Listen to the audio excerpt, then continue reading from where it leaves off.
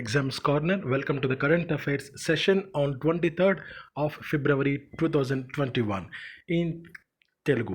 So ఈరోజు మనకు Hindu news పేపర్లో and all India radio press information బ్యూరోలో ఇంపార్టెంట్ ఐటమ్స్ ఏవైతే ఉంటాయో అవి నేను మీకు ఈ వీడియోలో కవర్ చేయబోతున్నాను. అండ్ హిందూ న్యూస్ పేపర్లో ఉన్న ఇంపార్టెంట్ ఆర్టికల్స్లో కొన్ని all India radio and press information బ్యూరోలో ఉండటం వల్ల సో ఈ వీడియోలో కూడా హిందీ న్యూస్ పేపర్ ప్రస్తావన మనకు ఉండదు. అండ్ మనము only press information bureau and all India రేడియోకి సంబంధించిన ఇంపార్టెంట్ వార్తల్ని ఇప్పుడు మనం చూద్దాం.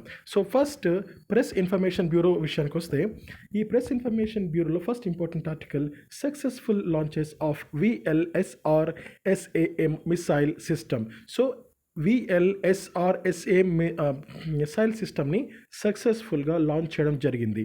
సో దీనికి సంబంధించిన ఇంపార్టెంట్ పాయింట్స్ కింద చూడండి. DRDO conducted 2 successful launches of vertical launch short range surface to air missile VLSRSAM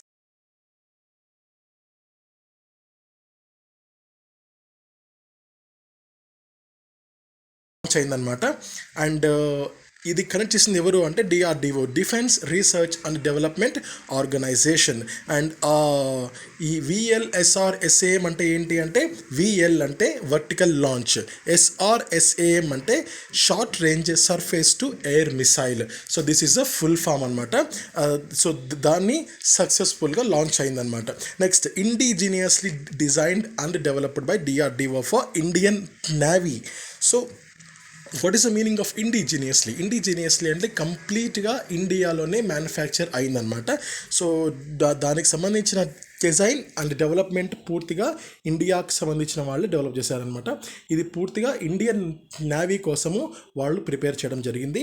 and VLSRSAM is meant for neutralizing various aerial threats at close ranges including sea skimming targets. So Indian నేవీలో వాళ్లకు భద్రతా పరంగా వాళ్లకు చాలా చాలా ఉపయోగపడే ఒక సాధనంగా, ఒక ఆయుధంగా ఇది ఉండబోతోంది. Next, once deployed VLSRSAM will prove to be a force multiplier for the Indian navy. So force multiplier అంటే మనకు 2 ఇంతల శక్తి ఉంటే ఇది కనుక ఆ ఇండియన్ నేవీలో కనుక ఇది యాడ్ అవుతే ఆ 2 కాస్త 4 ఇంతల శక్తి అవుతుంది. సో అలా ఫోర్స్ మల్టిప్లయర్ 1కి 2, 2కు 4 అలా వాళ్ళ ఫోర్స్ అన్నది ఇంప్రూవ్ అవుతుందన్నమాట. సో ఇది మనకు first important article in the press information bureau. Second important article చూడండి. Gadkari inaugurates 50 SFURTI clusters in 18 states which will support over 42,000 artisans in traditional crafts. So మన union minister for MSME and road transport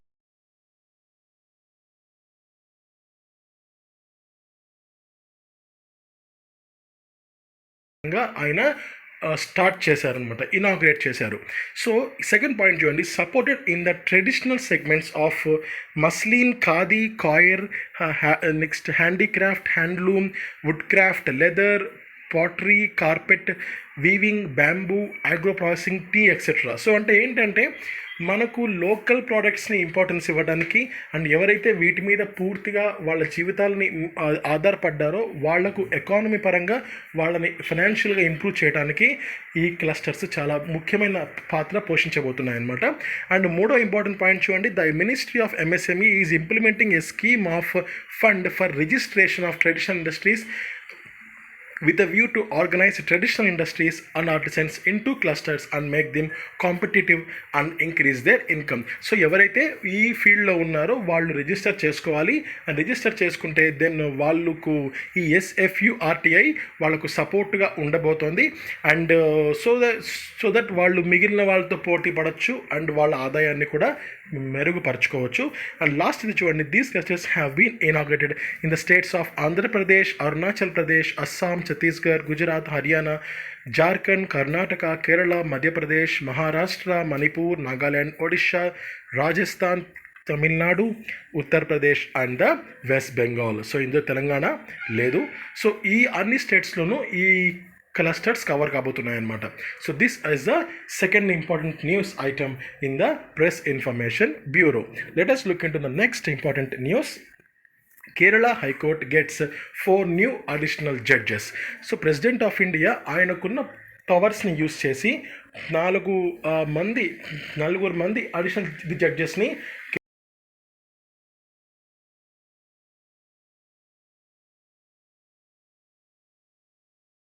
224 of the Constitution of India appointed ఒకటి Shri Murali Purushothaman, second వ్యక్తి జియాద్ Rahman అలేవకాట్, next Abdul Rahiman, next మూడవ వ్యక్తి కరుణాకరణ్ బాబు, and fourth వ్యక్తి Kausar ఎడపగాత్.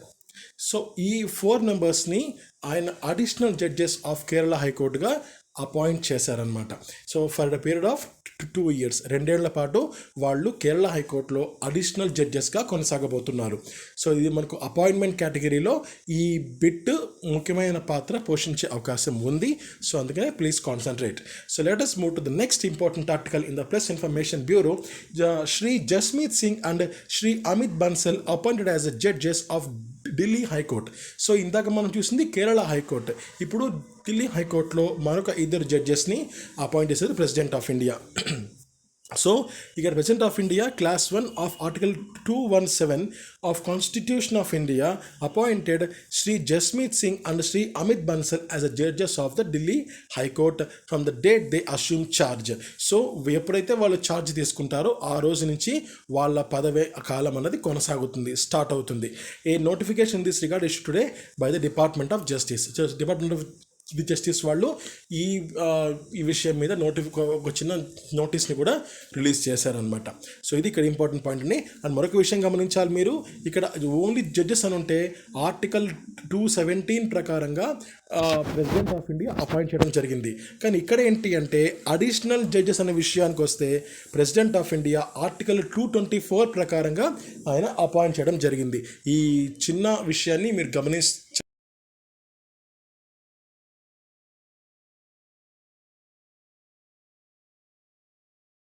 Central government to organize National Toy Fair 2021 from February 27 to March 2.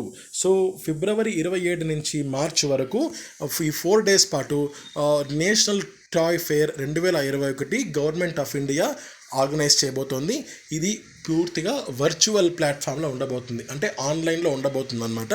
Second ఇది చూడండి, AIIMS to promote dialogue for the holistic development of the industry. So ఇది toy making ఇండస్ట్రీని చాలా వరకు ఇంప్రూవ్ చేయాలి, వాళ్ళ ఆదాయాన్ని పెంచాలి, అండ్ వాళ్ళు చేసే బొమ్మలు మనం ఇది ఇండియాలోనే కాకుండా వేరే వేరే స్టేట్స్లోనే కాకుండా ఎంటైర్ ఇండియా దాటి ఫారిన్ కంట్రీస్లో కూడా సేల్ అయ్యే విధంగా వాళ్ళని ఇంప్రూవ్ చేయాలి, వాళ్ళ ఫైనాన్షియల్ స్టేటస్ని ఇంప్రూవ్ చేయాలి అనే ఉద్దేశంతో వాళ్ళు ఈ యొక్క నేషనల్ టాయ్ ఫేర్ని వాళ్ళు ఆర్గనైజ్ చేస్తున్నారు. And the last important point, Indian toy industry is facing problems such as higher taxation, unavailability of proper raw material and cheap Chinese imports. So China నుంచి వచ్చేవి సరిగా ఉండట్లేదు, అండ్ ఇండియాలో సరిగా అవైలబుల్లో ఉండట్లేదు, అండ్ వాటి మీద ట్యాక్స్లు కూడా చాలా హై లెవెల్లో ఉంటున్నాయి అన్నమాట. So these are the 3 important problems that facing by the toy industry. So ఆ ఇండస్ట్రీకి సంబంధించి ఈ 3 ప్రాబ్లమ్స్ కనుక వాళ్ళు సాల్వ్ చేయగలిగితే దెన్ ఆ ఇండస్ట్రీ ఖచ్చితంగా ఇంప్రూవ్మెంట్లోకి ఉంటుందని చెప్పి ఇక్కడ చెప్తున్నారు. నెక్స్ట్ ఇంపార్టెంట్ ఆర్టికల్ చూడండి, ఆల్ ఇండియా రేడియోలో. India signs $50 million defence line of credit agreement with Maldives. So మాల్దీవ్స్లో $50 million లైన్ ఆఫ్ క్రెడిట్ అగ్రిమెంట్ని డిఫెన్స్ సెక్టర్ విత్ మాల్దీవ్స్ వాళ్ళు చేసుకున్నారనమాట. సో ఇంతకీ లైన్ ఆఫ్ క్రెడిట్ అంటే ఏంటి?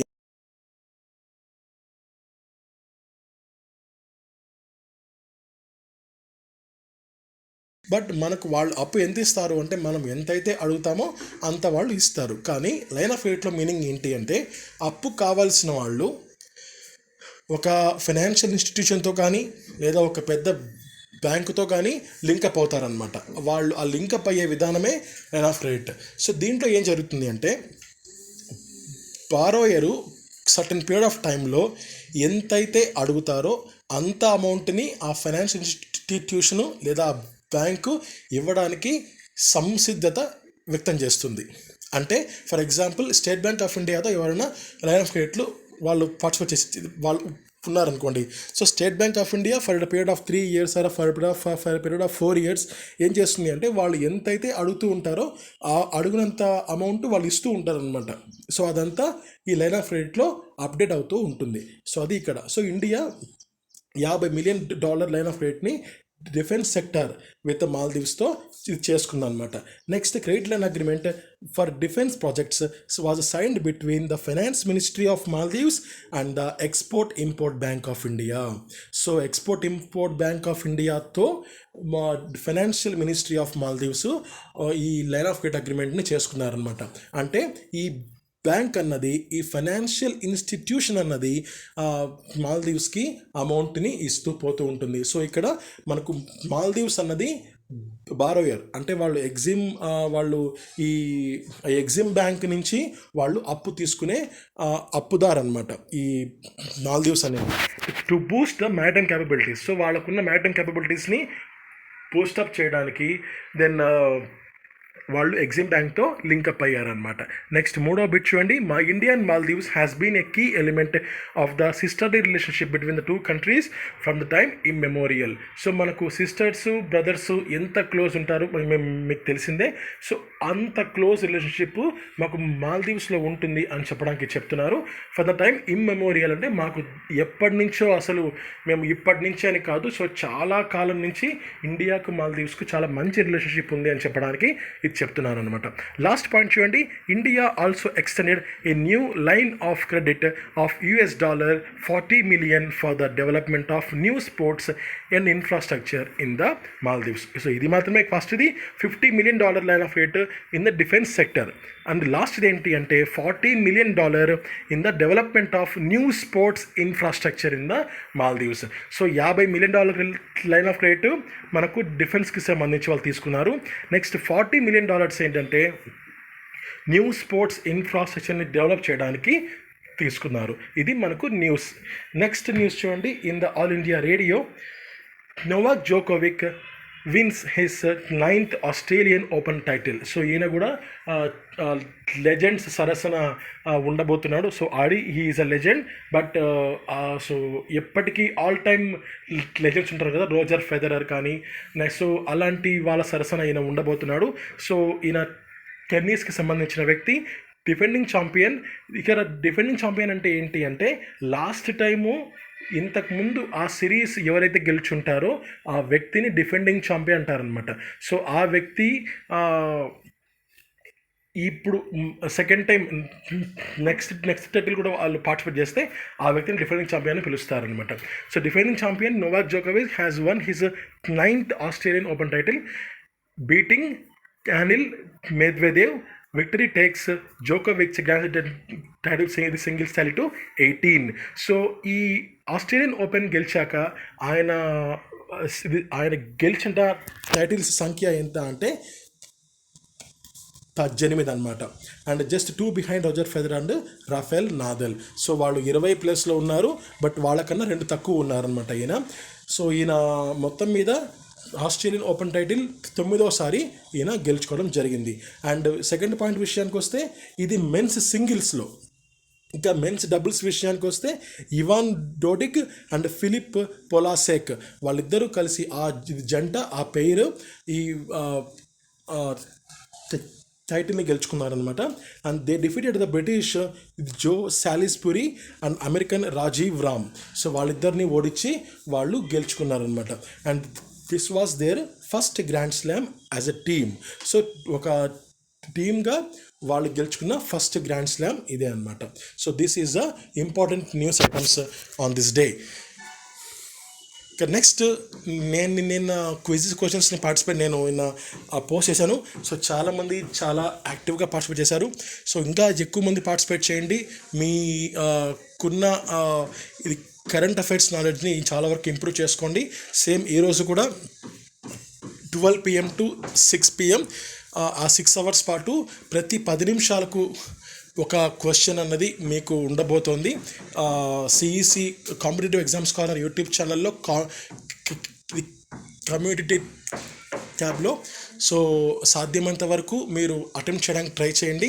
ఒకవేళ మీరు రాంగ్ చేసినా బాధపడకండి, ఎందుకంటే ఈవినింగ్ 7 PM ఒక వీడియో రాబోతోంది. ఆ వీడియోలో నేను ఇప్పుడు పోస్ట్ చేయబోయే ప్రతి ఒక్క క్వశ్చన్కి ప్రతి ఒక్క ఆన్సర్ అన్నది నేను ఆ వీడియోలో నేను మీకు ఇవ్వబోతున్నాను. అండ్ నెక్స్ట్ ఆ వీడియోకి సంబంధించిన పీడిఎఫ్ని కూడా మీరు కింద డౌన్లోడ్ ఇది చేసుకోవచ్చు వీడియో అయిపోయాక. సో ఇది ఇక్కడ ఇంపార్టెంట్ పాయింట్ అండి. సో మొత్తం వీడియోని చూసినందుకు చాలా చాలా థ్యాంక్స్ అండి. Have a nice day. జై హింద్.